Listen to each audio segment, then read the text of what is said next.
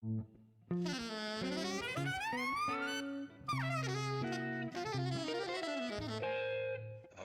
Jazz.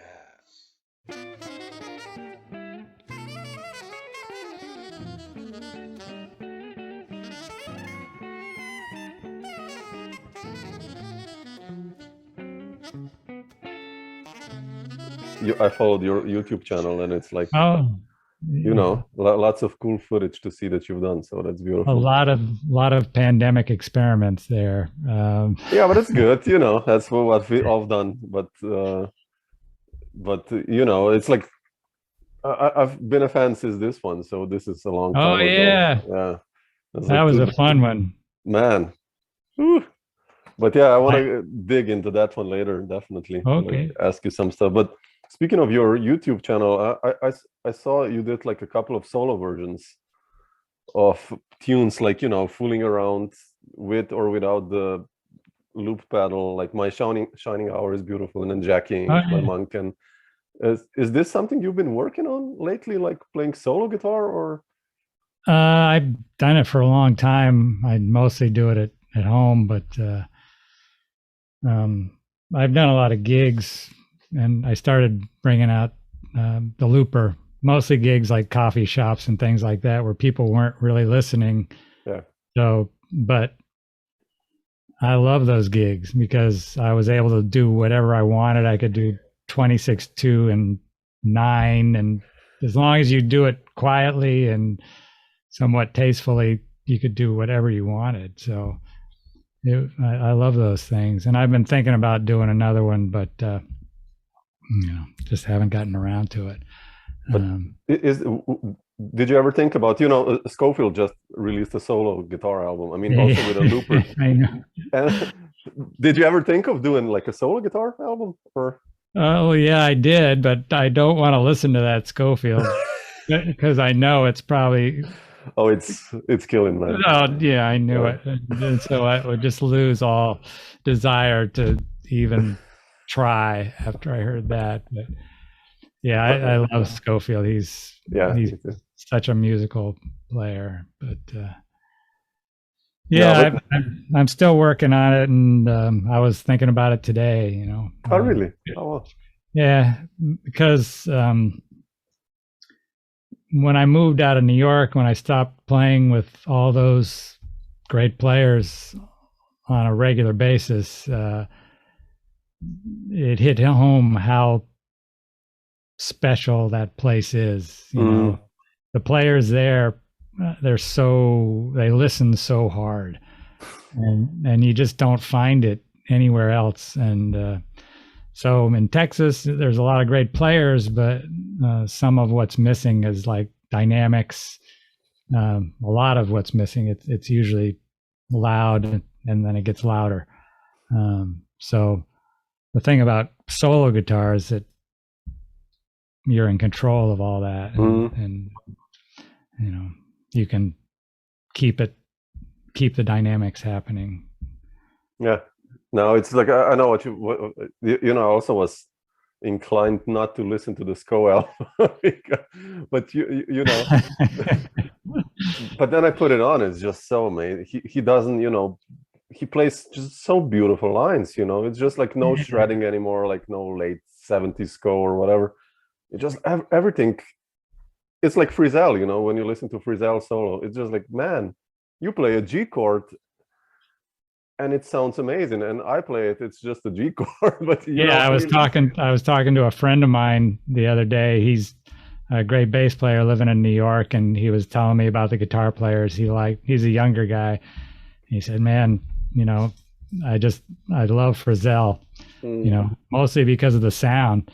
And I said, "Yeah, you know, like the first time I heard Frizzell was like '88 at this place. Did you know Vigione's? Sure. Yeah, sure." Yeah, the Paul Motion Trio. Oh man! And I thought Frizzell, like tuning up, was like the most beautiful thing I'd ever heard, and it hasn't changed. He was just here in January in Austin, really? And he did the Bill Morrison, the Great Flood, that movie soundtrack with Tony Scherr and Kenny Wollesen, and it was, he's so amazing and so musical. All three of those guys, and just incredible. Yeah, it's yeah. I mean, they're kind of your generation, right? Frizzell and Sco and. Yeah.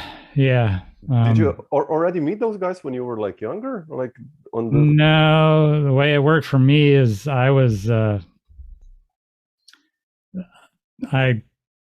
1976 or 77, and I was living in Vermont, working at a little factory trying to save money for Berkeley, which would have been about the time that those guys were there. But I couldn't save enough, so I ended up going to a state school and college in Florida. another wonderful state. So I wasn't around. And then I went to North Texas after that to get a master's. Then I went to New York and moved there in '86. Oh, yeah. So I was able to see those players, and I would go to 55 Bar every week to hear Stern. Oh man, yeah. Zell, and I saw Sco was playing. That was like at one point he had just come out with that whatever record that Flat Out is on with Taylor yeah, and Vodakovich. And so I went to he was playing at Sweet Basil with Vodakovich and Anthony Cox. Ooh, man. And, yeah, so I was there for that, and I met my friend Mike Cain, the keyboard player who's on ECM, or was for a while, and I had known Mike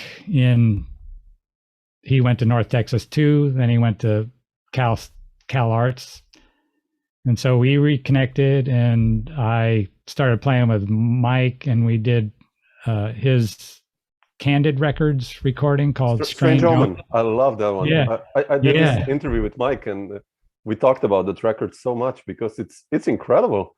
You and Glenn Velez. How did you got Glenn Velez also for that one? Well, we were doing gigs at Vigione's and some other places, and we played with Randy Crafton for a while. But did he tell you about the process for making that record? No, we didn't go in such details. So I think we got to the studio like 7:00 at night. I think it was Hit Factory in New York. And we recorded till like 11 or something like that, some really nice takes. And it turns out that something was wrong with the tape machine. So we had to basically wait for them to get it was a 1/2 inch or 2 inch tape machine. So we had to wait for them to get another machine, and we didn't start recording again till like 1 a.m. And then went to 7 in the morning of the next day. And Mike was a little disappointed because the first takes were so much better. But yeah, I love that record, and I love Mike's his whole concept and just everything that he does, pretty much. It was quite tricky music, also metrically. I mean, constantly. Yeah, lots of changes. And he played that tune "Emanations" with DeJohnette, and he played it with somebody else too. And I played it like a year ago on a gig. Oh, really? Oh, wow! Yeah. Amazing. Really cool. I love that record. It's quite like an underrated record, I would say. It's quite unusual for the time of being like, what is that, 1990? Like really interesting lineup, and the tunes, and it's quite unique sounding, I think. Yeah, and then he went on to do those ECM, really with Ralph Alessi and Peter Epstein, Epstein. Beautiful records, yeah. But I wanted just to go back a little bit, Bruce. I saw also on your YouTube channel you did like live at Monk's. Lots of this kind of reimagined things, and one of them was Wes, and I mean, it kind of makes sense. Of course, Wes influenced us everyone, I guess, every jazz guitar player. But like, what was the moment for you, I guess, in mid-60s or even earlier, that struck you jazz-wise that you decided? Was it Wes or whoever was it that? Well, at the same time that I was working in Vermont at this factory, I met this guy, Ian Dodds, really nice guy, and he was a guitar player working at the same factory. But he turned me on to two records, which was Monk Train. It was a 2 LP set, and Jim Hall Live. Yeah. So I had listened to Wes, but those two records were really the way I got introduced to the music and what I still hear now. Like, yeah, Jim Hall was a master. Yeah. Yes. Yeah. So, but the Wes tribute, I don't know if he would think of it that way, but that was a tough thing because I didn't want to even try to have people think that I was trying to play that way or that I could even come close to anything that he would do. So I wanted to, try to change the tunes enough to make them different somehow. And so I was trying to use more, effects and things like that, and different rhythmic things.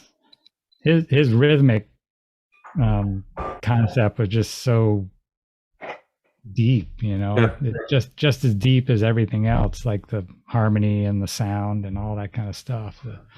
The rhythms are so just perfect.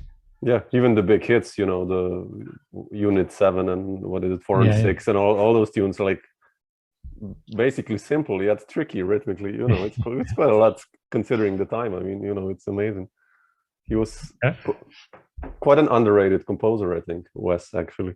Yeah, his tunes, we didn't even get to the tunes I wanted to play on the thing, but they're tricky, Yeah. Twisted Blues is like G flat blues, not even a blues. I don't even know what it is. And tons of 2/5s all over the place. So. Even West Coast Blues has like the solo changes are like, man, really? I taught one student that the other day. She was like, yeah, I really want to learn that. Okay, let's learn the head. And then we came to the solo changes and she was like, well, yeah, okay. let's simplify it. It's not so easy. So quite interesting. He was so important. I was using that solo. That West Coast Blues is probably the only West solo that I learned, start to finish. But I was just using it to, it was kind of a warm up kind of thing and I haven't played it in years now. So yeah, it's incredible. It's so good, really. But you mentioned you moved to New York in '86, right? Yeah. What was that decision based on, and how was the landscape, the jazz landscape for you when you entered it in New York? What was going on? Well, I mean, I got my master's at North Texas, like I said, and I was playing a lot with this great alto player, Dave Pietro. Dave? Oh, yeah, sure. I have a couple of albums of his, yeah. Oh, that's how you hooked up already. Okay. Yeah. So we moved there together and we had a bass player friend was there. And Tony Scherr was also from North Texas and he was living there already. So it was a pretty easy decision to move. And it was, it was tough at first, like it is for everybody. But so I did a lot of day gigs. Sure. They had, temp work back then, typed, and I drove a delivery truck for a music service. I worked for Solid State Logic as, installing consoles, like all up and down the East Coast and New York. So we went to Criteria in Miami and somewhere in Atlanta and a bunch of the studios in New York. That was it was part-time. They would just hire me for the job, and then in '93 I started working for Berkeley. So oh yeah, already. Oh wow, okay, that's early. Yeah. Sorry, you broke up on that. I don't know. It was quite early actually, '93. I thought it was later. That the work. You're going in slow motion there. I think you're asking me how long. Oh yeah, no. I wanted to say I thought you started with Berkeley later. That it's I didn't know that you started in '93 already. So. Yeah. So I went from New York to Boston for quite a while, and then Austin to Boston for quite a while, and I just retired a couple of years ago. Okay. I'm still doing Berkeley online, but not teaching in Boston. Yeah. Anyway, but the musical experience in New York was when I first moved there. It was great, You think it was easier back then in the '80s than now? Breaking up. Sorry. You think it was easier back then? Or like... In some ways, it probably was. I think so, because it was. I lived pretty cheaply. I remember at one point we had a 2-bedroom apartment in what they call Spanish Harlem, back in 108th Street between First and Second Avenue for $600 a month. Wow. Scott lived loft actually next door, and so pretty cheap, and a while later, so it was doable. And the great thing about New York is that you're playing with serious players all the time, and everybody is only there for one reason, which is to make music. So it was. I miss it every day. I'm sure there's a lot of things I don't remember. Alternate side parking was definitely something I remember. But did you what?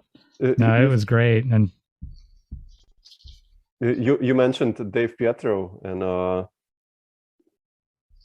Tony Scherr. Were these also the first gigs you got in New York, like this late '80s, or? No, I was playing with different people. I was doing club dates. I did a lot of club dates, and I think the first person to give me a jazz gig was drummer. Shoot, I don't know why I'm drawing a blank, but she's married to Essiet.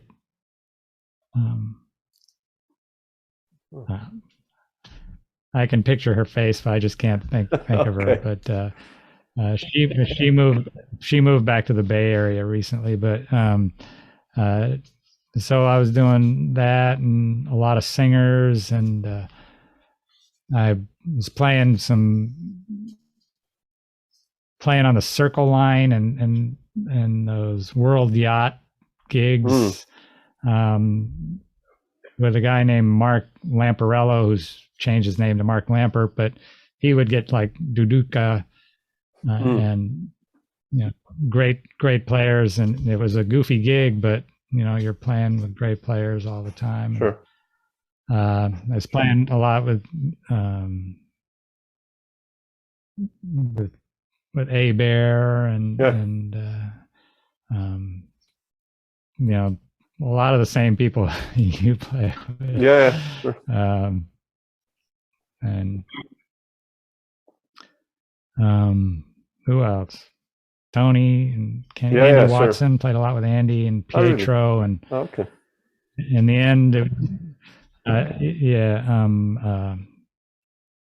when Augie's was still open, hang out there before it change the smoke. It was really a great time, you know. I loved it. To live in New York, I think so too. When I speak to everyone of your generation, everyone is like that period, like, you know, Peter Bernstein said the same, like Augies and late 80s and early 90s, that it was so alive, and Sweet Basil was alive, and Bradley so was alive, and yeah, incredible. Must have been, oh, connection. But I wanted to ask you, you know, I remember going to Bradley's quite a few times, and who did you see in Bradley's? Like everyone, right?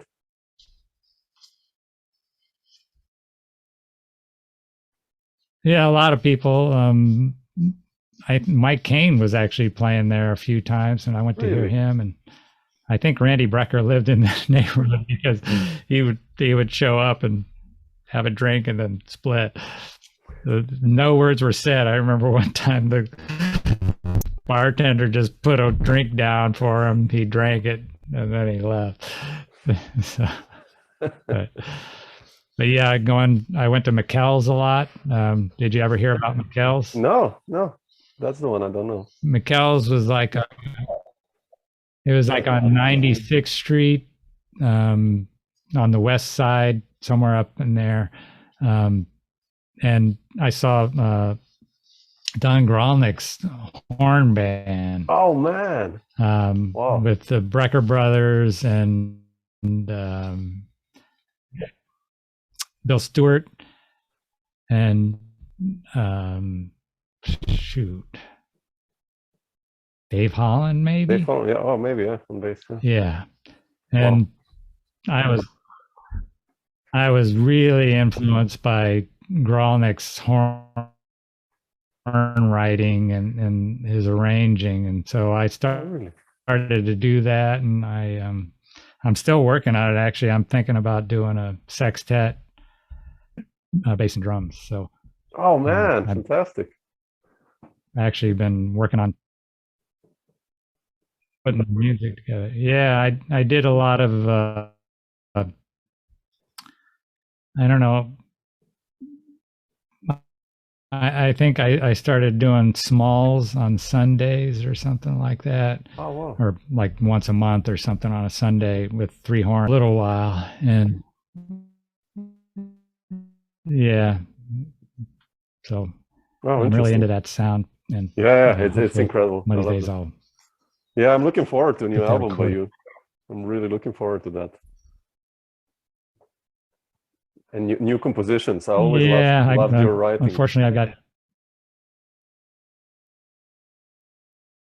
I got a bunch of them. Last few months, I've been doing a lot of writing and a lot of tweaking, taking some old things and trying to, fix them. There's problems. And it's been I'm kind of trapped here in Texas right now. I got somebody in my family is ill, so I have to be here to take care of them. So at some point, though, I really want to get to New York and do some recording. Tony, like I said, Bill Frisell was just here in January, and Tony Scherr and Kenny Wallace, and we did a trio gig together before. Oh, really? Before Bill got to town, and that was fantastic. It was. Did you record really it or? Great. I mean, they make it so easy, like we didn't record it. No, they didn't have enough time to get here early or and unfortunately, and it wasn't streamed. It was just a gig. Yeah, I love those guys, man. Yeah. They're amazing. It was great. They're so just intuitive. Yeah, they make it super easy. Yeah, it's incredible. I've seen Kenny live so many times with so many players, and it's just amazing. Yeah, your voice sounds like you're strumming on the strings of a piano with Yeah. Oh shit! I don't know what's the connection today here. It's like bizarre. Oops, I think I lost you. The connection today seems to be. Yeah, it might be me. I'm in the countryside, so sometimes it's really bad. I think we got. There, you're back. But yeah, Bruce, I wanted to ask you about.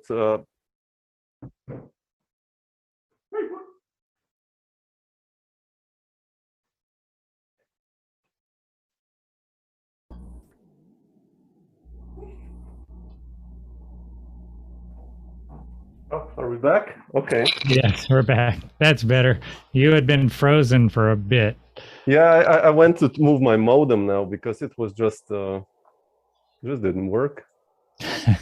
Now it's okay. Now it's let's see, super. Okay, sorry about that. Yeah, I moved it to another room now, so it seems now it's better. So no, but I wanted to ask you about when you were in New York. When was the moment you decided to become a leader? And I know Forget Everything. That's like, the lineup there. It's basically the people we talked about now, all the names you mentioned. But like, how did you decide to do that record? Well, that was through Mike Cain. This producer for Mike's Candid record, Strange Omen, was Yoshio Maki. And after we did that recording, Yoshio asked me if I wanted to do a recording as a leader. And of course I said yes. But I have a hard time with that particular recording because it was live to 2-track, and I don't think I was ready for that kind of thing.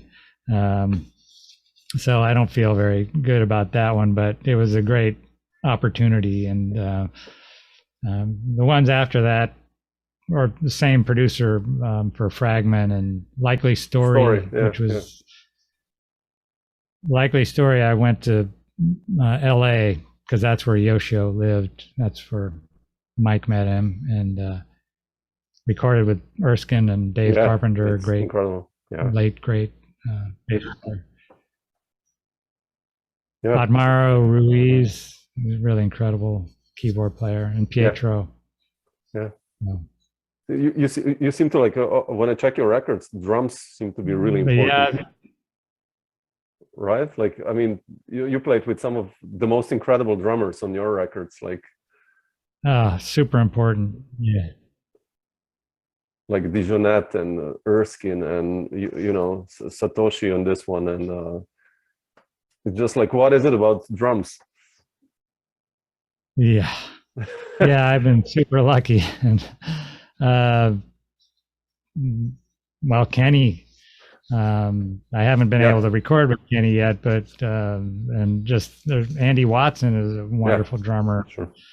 The drums are pretty much everything as far as my music is concerned. That's kind of, I need somebody to play off of. I think that's something that I really learned from Adam Kolker. The saxophone player. Adam he's like super musical, and he waits for the band to, I can't even explain it. I think kind of Rich Perry reminds me the same way. It's just all about the music, and they're so in the moment, and they can go anywhere, and they're always leaving space for stuff to happen as a group. Yeah. Because if you had to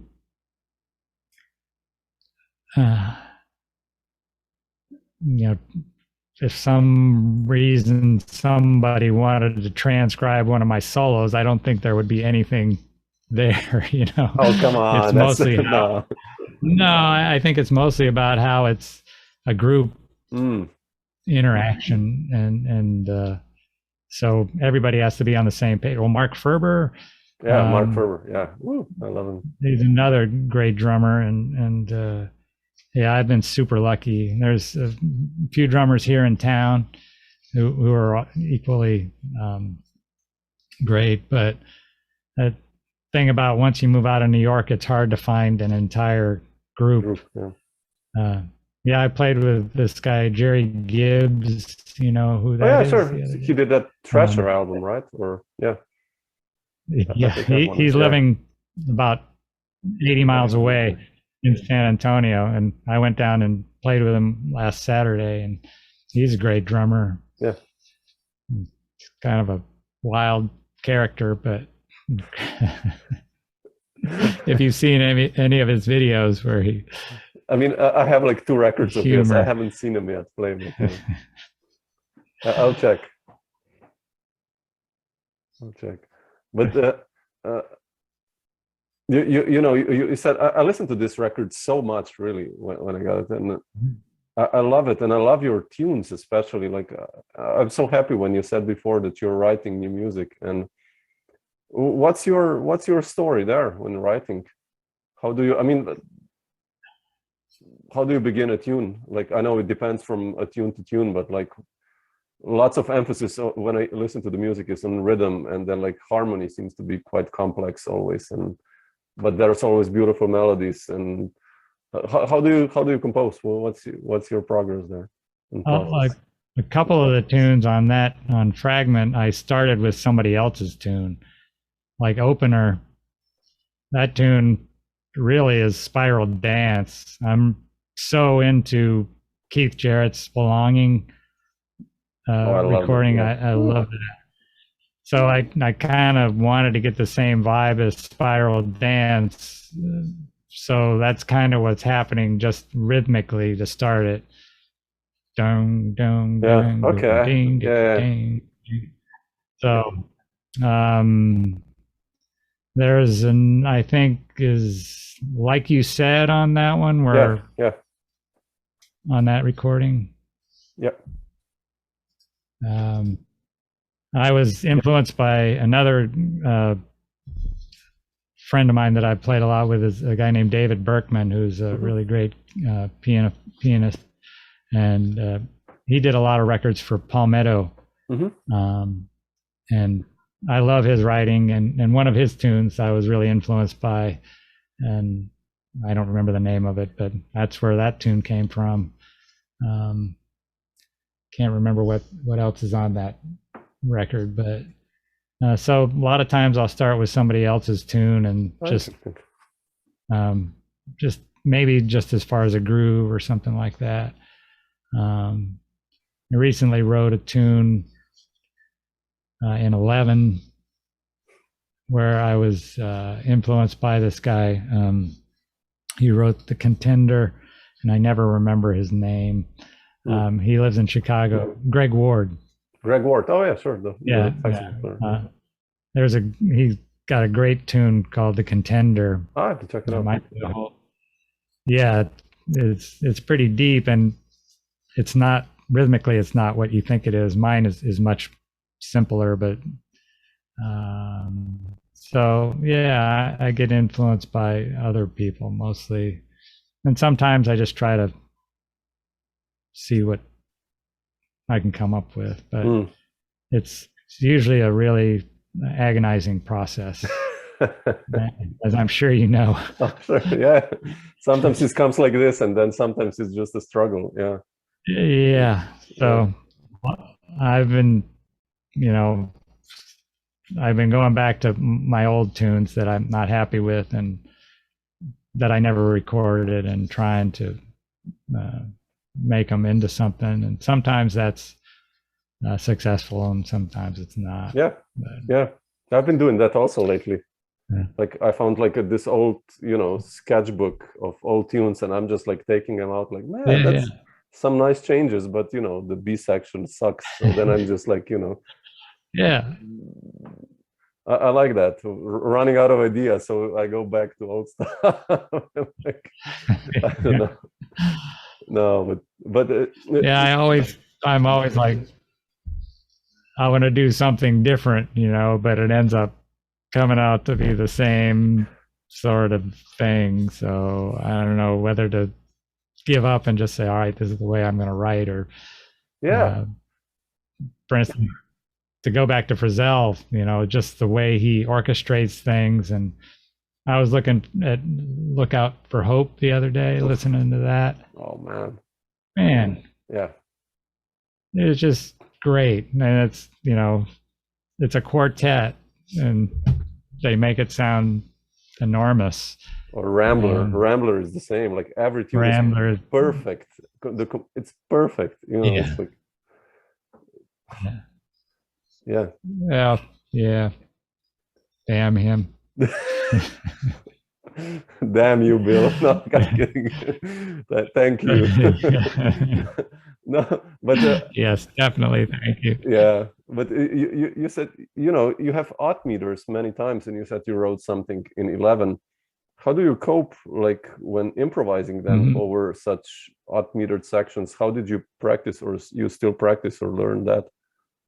Oh, well, that I did this one record with Dave Pietro. It's called Wind Dance or something like that. Yeah, with Stewart and Holland. I have that. That's Kenny Werner, Bill Stewart, and Dave Holland. So there were some odd meters on there, and that was before I had really started studying. And so I was able to, hack my way through, but I wasn't super comfortable. Luckily, I'm pretty sure that Holland and Stewart anyway knew that, and they were throwing me all sorts of help. So after that, I made it a point to try to get better at it, and I'm a really poor student, so the only way I could do it was to try to play it with other people. And I hooked up with you remember this place Detour? Yeah, sure. I played a gig with Rainey and Malaby there, and Elias actually. Yeah, I would play there almost every week. Oh, really? With the bartender there, Mike McGilligan. Yeah. Like from '99 to 2000 till when it closed, we would play, and Mike was really into this Jochen Ruckert introduction recording. So we were doing Satellite and 7 and Moment's Notice and 5 and stuff like that. And, that was great. It was, in fact, I have some of those recordings that I was trying to, I have just like, bad recordings of that. And oh, shit, man. I need to mix it and as well as I can. It's kind of hard to hear. But yeah, that was great. And for a while I was playing it on Sundays. I would play at Grassroots Tavern with Adam Kolker and Jeremy Stratton, and a lot of great drummers. Anthony Pinciotti was doing it for a while, and George Schuler was doing it. Oh, really? Oh, wow.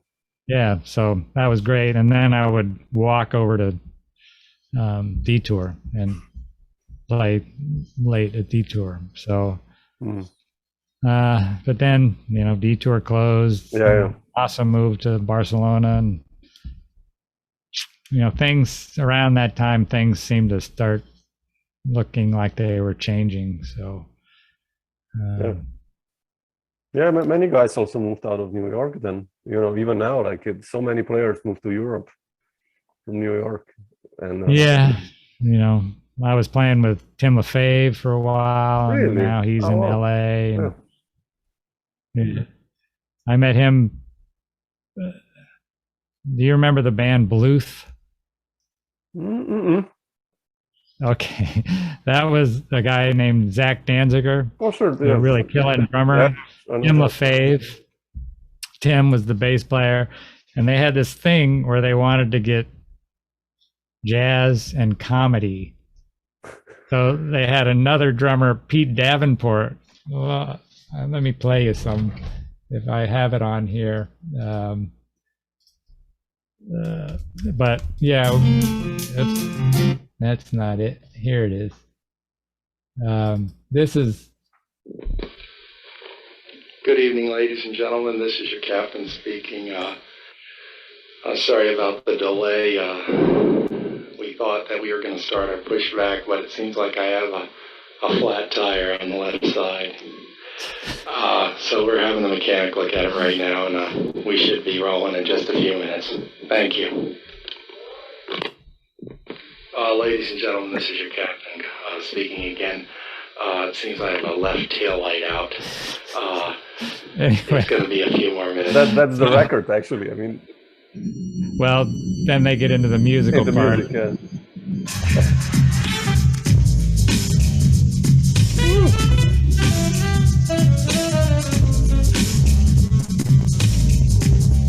Let's see.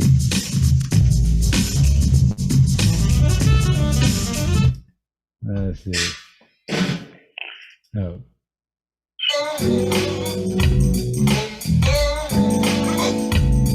Oh, I have to check it out. It sounds cool.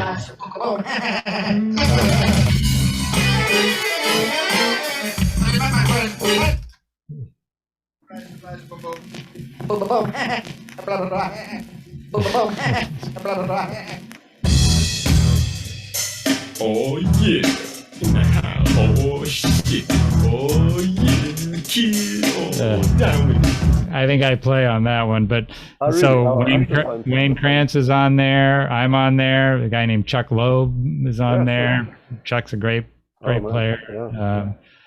A lot of a guy named Dave Jensen, really killing tenor player with some issues. I have to check it out. Okay. I don't know if you can find it, and yeah, so playing a bit with Tim, and just a lot of really incredible musicians. So Oh, sure. Yeah. Yeah. New York is. so those people would be my main. Yeah, and from what I hear, it's changed a lot, especially now that the 55 is closed. Yeah, that's quite heavy. Did you ever go to the Angry Squire when it was open? No, where was that? That was somewhere on the, like, I can't remember exactly where it was, like 28th Street or something like that.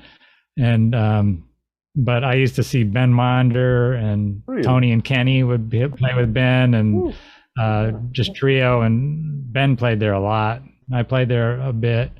A guy named Dick Weller, great drummer, would play there a lot, and just clubs like that, But I recently saw that Adam Kolker is, I don't know how involved he is in this Bar Bayou in Brooklyn. Yeah. But I don't know if he's an owner or just booking the music or what, but they're getting some great concerts, and a guy named Arthur Kell opened Bar Lunatico. Yeah, the bass player. Yeah. Yeah, I played with Arthur also for a while. Yeah. And yeah, I did a lot of playing with Steve Cardenas. Oh, like duo records? I mean, duo concerts, or? I did one, another Yoshio Maki produced thing that's called Jazz Hymns. He wanted me to take religious theme music and rearrange it. So I took stuff like Amazing Grace, and I also did some stuff like Coltrane's Resolution, because I figured that was kind of spiritual. Yeah. But it's just acoustic guitar, and me and Steve do a couple of duos on there. And then we did a thing called the New York Guitar Trio, which is me, Steve, and Ben Monder did a recording. Man, I have to get this one. Is this available somewhere? I'm not sure. Oh man, how was it like playing with Ben? I mean, he's one of my heroes. He's the monster on guitars. He was like the first guitar player I played with in New York. Really? Yeah, he was living in Queens. I remember going over to his house or his apartment and playing with him there. But he played pretty much the way he plays now back then. So it's, as you can expect, it was eye-opening. Yeah, I bought like years ago, his composition books. Oh yeah. And man, have you checked those? It's Oh yeah, I play a couple of them. I play Ludius Pangolin. Yeah, that's beautiful. And OK Corral. OK Corral, yeah, that's beautiful. I also did a lot of playing with this guy, Alan Ferber. Yeah, sure, the trombone player. Yeah. I love those records. Yeah, I was on the first 2 Nonette records, and we did Ludius Pangolin. Ludius, yeah. That's on Alan Compass, right? What's that? I think it's on Compass, the Compass record, right? Or the other one? Yeah, the Compass, yeah. But he does Ludius Pangolin, and he arranged it for horns, and it's just it's beautiful. Freaking beautiful. Yeah, and I was just listening to Ben's ECM record. You Are My Sunshine is on there. Yeah, I think. Yeah. Man, it's just great. It's great. I don't know. It's inspiring, but also super depressing. Yeah, it's when you check a tune like Echolalia or Oceana, if you know this, it's like 29 pages or 16 pages, and it's like this pattern he plays like a 17, 16 or whatever. I know, and it's constantly changing the pattern. The bass notes it's just like, man. Yeah. I remember going to, actually it was at the Angry Squire. I saw Satoshi Takeishi playing with him. I can't remember who was playing bass, but he had one of those charts and it fell off the stand. Oh, because there were so many pages. And so he had to, he did just fine. Actually, I remember one time Ben sent me on a club date, like a wedding kind of thing, because he didn't want to do it. And he said, I haven't told them that I wasn't going to make it, but they don't know me, so just tell them that you're me. So I went on the club date, and unfortunately I knew the drummer, so I had to ask the drummer to call me Ben all night. But, yeah. And now he's playing with Bad Plus. Yeah, I saw that. It sounds awesome. I saw some footage. It's killing. It's not released yet, though, right? Yeah. No, it's not out yet. Yeah, I gotta hear that because I'm a big fan of that group too. Yeah. I really love Bad Plus. I mean, Dave King's drumming, man. Ooh. Oh. Incredible. Yeah. Yeah, another great drummer. I don't know. It's just there's so many great musicians out there all over the world now, though. I mean, definitely, yeah. Everywhere. Yeah, but I have to find this record with Ben and Steve, if it's somewhere. Oh yeah. I can. I'll send you a link to download it. Oh please, if you can do that, for free. Yeah, it's called New York Guitar Trio. We do basically just standards. I can play you one. Oh please, cut. Something. Well, we wanted to do Misty, but we were all not. That tune has been played a little bit too much. So.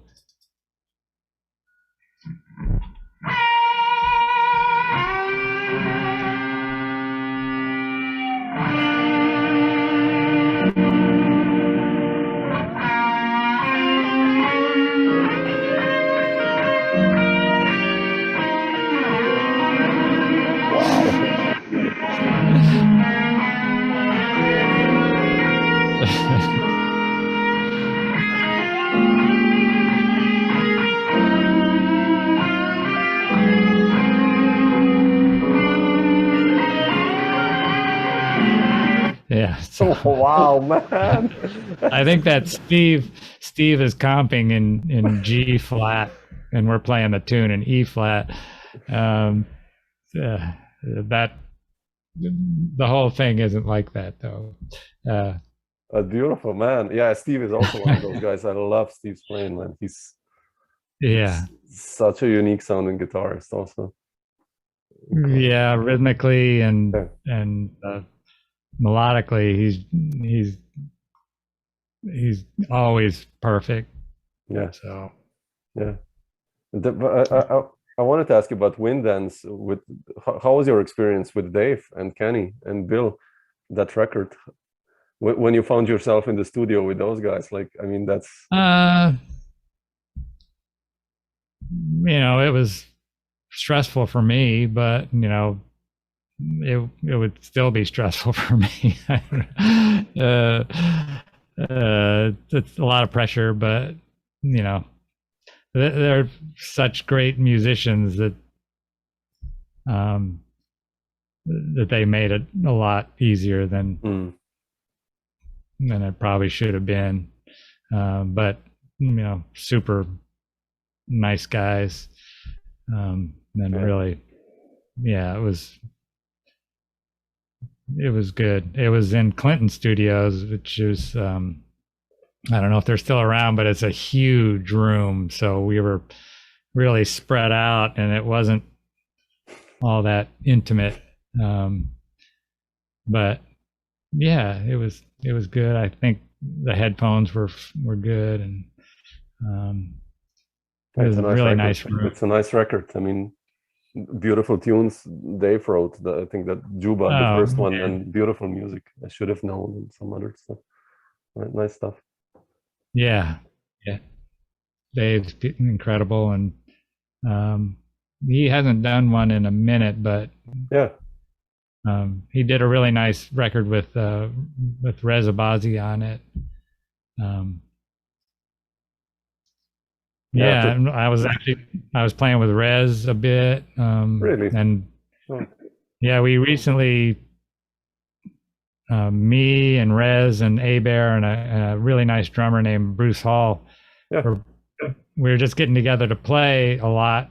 And so Bruce recorded it one time, and we were just reading through some Bill Evans tunes. Wow, man. Yeah, go to my website or I'll just send you a copy of that.